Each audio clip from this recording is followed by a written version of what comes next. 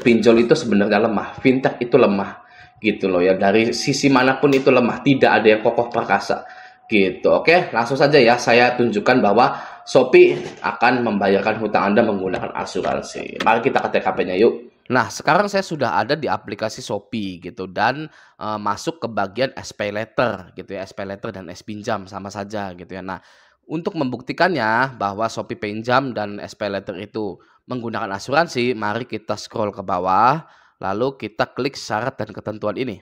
Oke ya.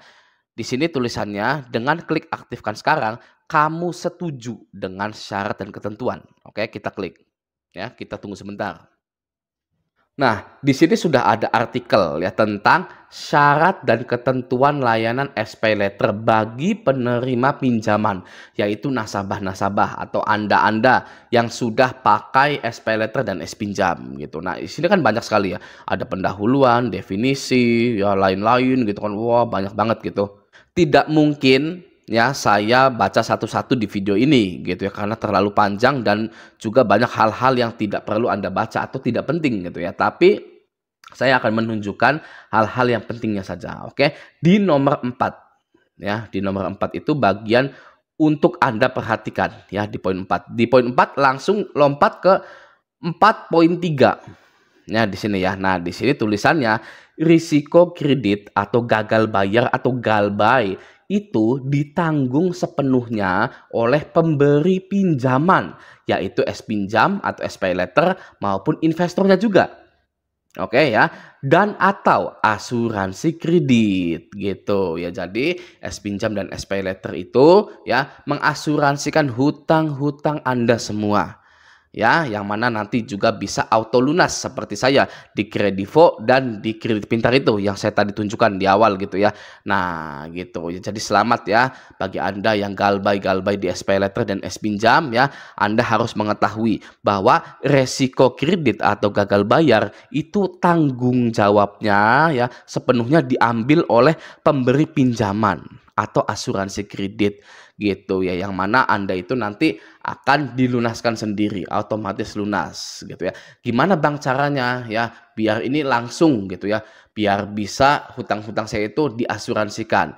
Nah, memang kita ini perlu menunggu gitu ya, perlu menunggu sehingga PT Commerce Finance atau PT Lentera Dana atau Shopee ini ya melunaskan hutang-hutang Anda secara otomatis seperti saya di Kredivo dan di Kredit Pintar itu. Ya, saya hanya menunggu gitu loh ya. Nah, namun jika Anda ingin ya benar-benar kokoh ya selagi menunggu SPay Letter dan S Pinjam itu melunasi hutang Anda perlu melihat video saya yang kemarin atau akan saya sambung di video ini agar Anda tidak perlu mencari-cari lagi ya. Saya akan upload video saya yang kemarin ke video yang ini. Oke, Anda tinggal dengarkan saja bagaimana caranya Anda itu menunggu dengan tenang dan profesional. Oke, kita dengarkan ya. Nah, sekarang mari kita membedah langkah-langkah bagaimana agar hutang Anda itu bisa otomatis lunas seperti saya. Gitu loh ya. Anda wajib mempraktekkan langkah-langkah yang akan saya sebutkan ini agar hutang Anda otomatis lunas dan pinjol bisa segera bangkrut. Oke ya.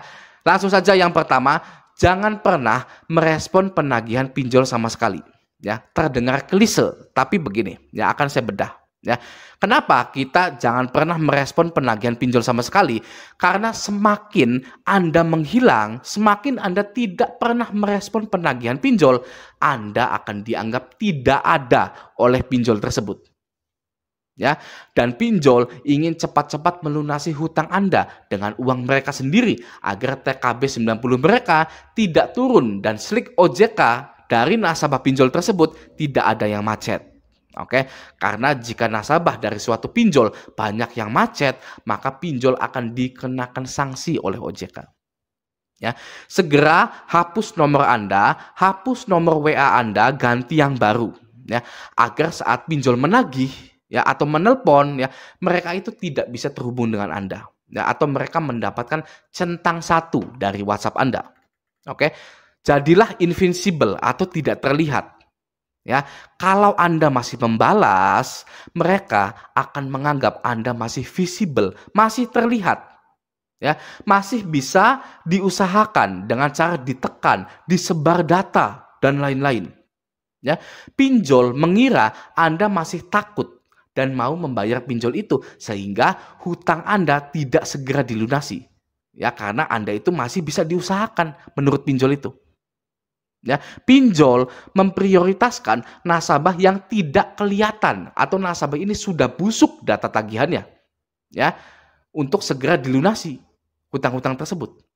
Oke, ibaratnya mari kita adu kuat.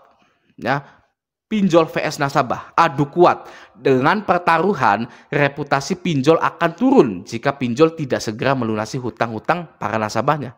Nah, gitu ya. Jadi menghilanglah, menjadilah invincible ya, agar pinjol ini ya segera menganggap Anda bahwa Anda ini tidak ada ya, atau hilang gitu atau menghilang gitu, dan pinjol segera melunasi hutang Anda karena takut reputasi atau TKB-nya turun. Oke, itu yang pertama. Yang kedua, jika ada DC lapangan ke rumah atau debt collector lapangan ke rumah ya, sekeras mungkin atau sebisa mungkin jangan pernah ditemui.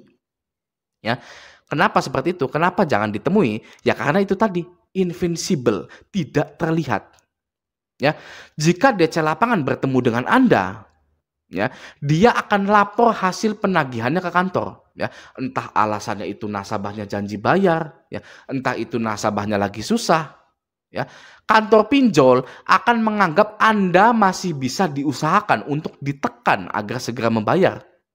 Ya, jadi kuncinya adalah di laporan dari DC lapangan tersebut. Oke, jika DC lapangan tersebut melaporkan ke kantornya bahwa Anda tidak pernah bisa ditemui, ya ingat ya, tidak pernah bisa ditemui, ya, maka segera pinjol itu mempertimbangkan agar hutang Anda segera dilunaskan untuk menyelamatkan TKB mereka. Ya, lalu yang ketiga, jangan pernah lagi membuka aplikasi pinjol yang Anda galbaikan. Ya, karena pinjol akan mengetahui bahwa Anda masih ada di situ.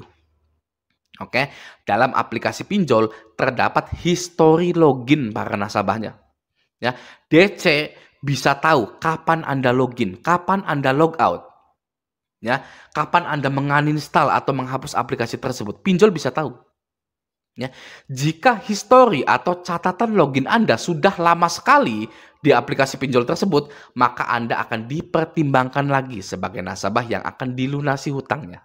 Oke, ya, itu yang ketiga. Yang keempat, berbaik-baiklah kepada kontak darurat atau kondar Anda. Ya, berbaik-baiklah. Oke, mulai dari sekarang, bagi Anda yang sudah terlanjur mencantumkan kondar-kondar asli, ya, maka Anda harus bersikap baik ya kepada mereka dan mengkondisikan kondar-kondar Anda dengan cara meminta bantuan atau memohon bantuan. Jika ada yang menanyakan saya tentang hutang pinjol, kondar itu harus dan wajib menjawab, saya tidak kenal dengan yang bersangkutan. Ya, agar DC-DC pinjol ini ya merasa ditipu. Oke, karena Anda mencantumkan kondar asal-asalan. Apapun alasan DC-nya, ya ketika DC itu menghubungi kondar, kondar itu harus tetap ngotot bahwa dia tidak kenal dengan Anda. Nah, selesai seperti itu. Oke. Nah, sekarang kita ke langkah yang kelima, langkah yang paling sulit ya untuk Anda-Anda semua. Oke, apa itu? Menunggu dengan tenang dan profesional. Oke. Jika hutang Anda mau diauto lunaskan seperti saya di Akulaku, Kredivo, dan Kredit Pintar itu, ya, maka Anda harus melatih diri Anda untuk menjadi manusia yang tenang dan profesional. Ya, ada harga yang harus Anda bayarkan jika hutang Anda itu mau auto lunas. Ya, apa harga itu? Membuang sifat-sifat kekanak-kanakan Anda.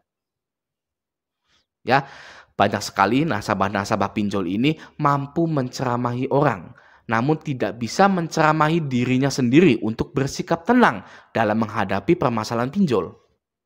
Ya, Anda wajib tenang dalam diam, ya, dan menunggu hingga tiba waktunya hutang Anda otomatis terlunaskan sendiri seperti saya. Gitu loh ya. Jadi yang kelima ya, yang paling sulit, menunggu dengan tenang dan profesional. Oke, niscaya hutang Anda akan auto lunas. Sudah saya buktikan. Itulah langkah-langkah yang harus Anda ikuti jika Anda ingin hutang-hutang Anda dilunaskan secara otomatis. Oke, semoga video ini bermanfaat. Sampai jumpa di video selanjutnya.